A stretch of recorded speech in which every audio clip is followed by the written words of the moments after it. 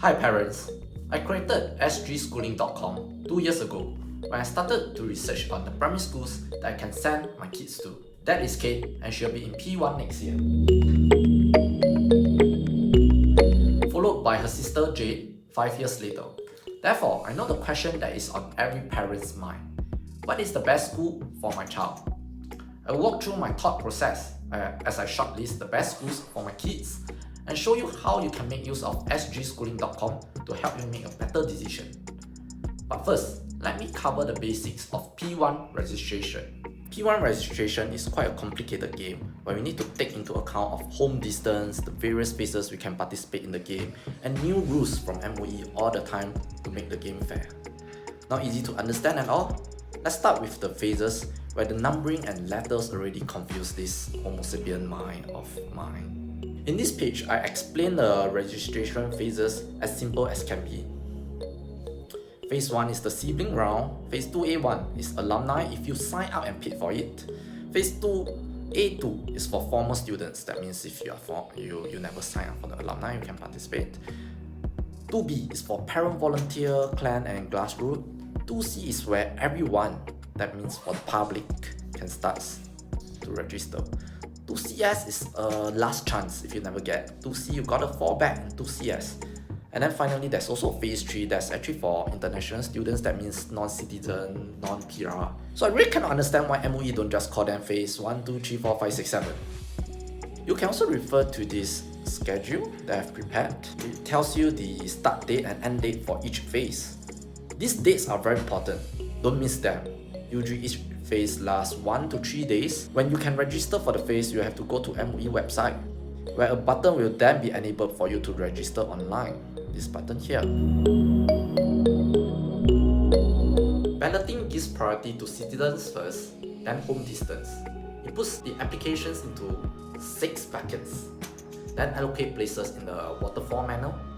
So the first bucket is Singapore citizen less than 1 kilometer. The second bucket is Singapore citizen between 1 to 2 kilometers. The third bucket is Singapore citizen more than 2 kilometers. Fourth is for PR less than 1. Fifth is for PR 1 to 2. And sixth is for PR more than 2 kilometers. Now let me use a simplified example. If the 6 buckets have 10 applicants each, then the vacancy is 25. The following will happen. First, those Singapore citizens that are less than 1 kilometer, they have the highest priority. Since there are 10 applicants and we have 25 vacancies, all 10 of them will have a place. Then we are left with 15 vacancies. We go to the next bucket, which is the Singapore citizens 1 to 2 kilometers.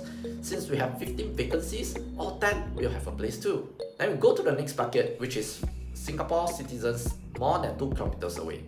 There are 10 applicants, but we have only 5 vacancies left. So we need to ballot for this group of applicants. A lucky draw will happen and 5 out of 10 in this group will be randomly selected.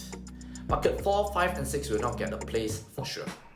So this is like a waterfall because there's nothing left for the bottom buckets. Let's take a look at the balloting results for Phase 2C in 2020.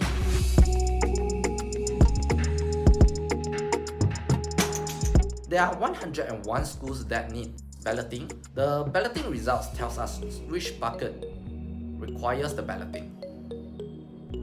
So, for example,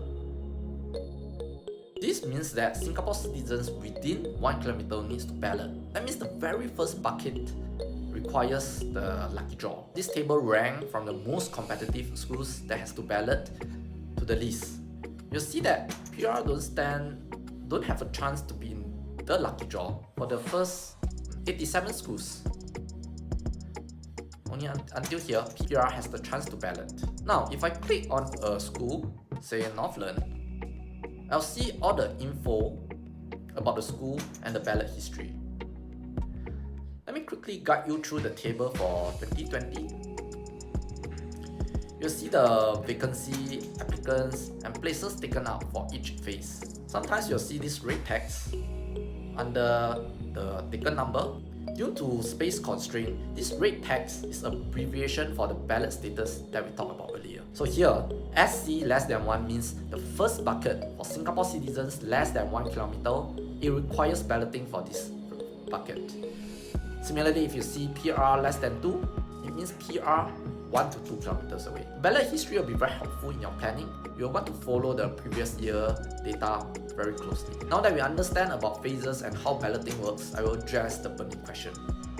How do you choose the best school? I'll walk through the thought process where I shortlist the schools for my kid. It is a hypothetical illustration. There are many factors to consider, no perfect answer.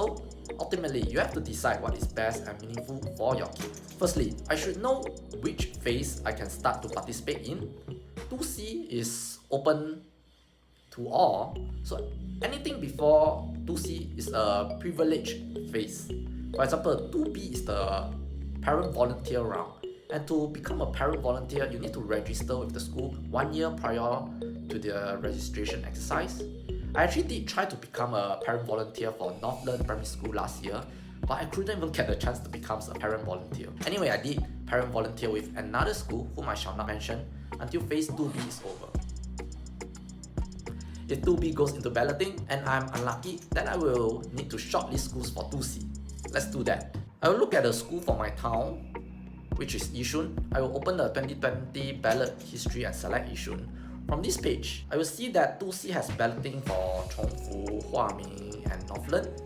Being a Yishun boy for over 30 years, I often heard that Chongfu and Northland are the number 1 and number 2 in Yishun. Looking at how much oversubscribed they are, it seems like the rumors are true. I should also mention my primary school, which is paying. As a former student, I can register in phase 2A2 and highly likely I will get a place. But I like to take some risks and try better schools for 2C. Let's assume within 1 kilometer I have Chongfu and Xishan. I'll click on these 2 schools to find out more about them. One notable difference is that Chongfu is a government-aided school, while Xishan is a government school. There is a slight difference. The government-aided school is set up by some community organization. In this case, Chongfu is under the Hokkien 會館。我是福建人，但是我無參加嘅福建會館，無學類 so I cannot participate in 2B. If there's any talent that Kate or Jade has, I will try to find one that has the CCA for that. Oh, I do hope that Kate and Jade Chinese will be good, and they should rightfully be better since we speak Mandarin at home. So I prefer the schools offer higher Chinese. Both schools have, so that's good. I also want to point out some special schools at this point. There are actually 15 SAP schools in Singapore, often known as Chinese schools, because some subjects are taught in Chinese. Knowing that China is our biggest trading partner, these 15 SAP schools receive more funding from government and expose the students to more Chinese culture. Unfortunately, the nearest school for us is Saint Nick, which is in Ang Mo Kio, but Saint Nick is a dream school which we have no way to get in. There are other special schools, 33 of which have affiliations, which mean the students can progress to the affiliated secondary school much easily at a lower cut-off point. Too bad they are not in Yishun. With limited choices, looks like I will try Chongfu for 2C, which I have a 25% chance in depleting. If I didn't get a place in Chongfu, I will register for Xishan in 2CS, which seems likely highly okay for Singapore citizens that's less than 1 kilometer away. If I'm so unlucky and never get a chance in 2CS, then MOE will assign whatever school that has vacancy, which likely will be like Pei or Ahmad Ibrahim, which is fine.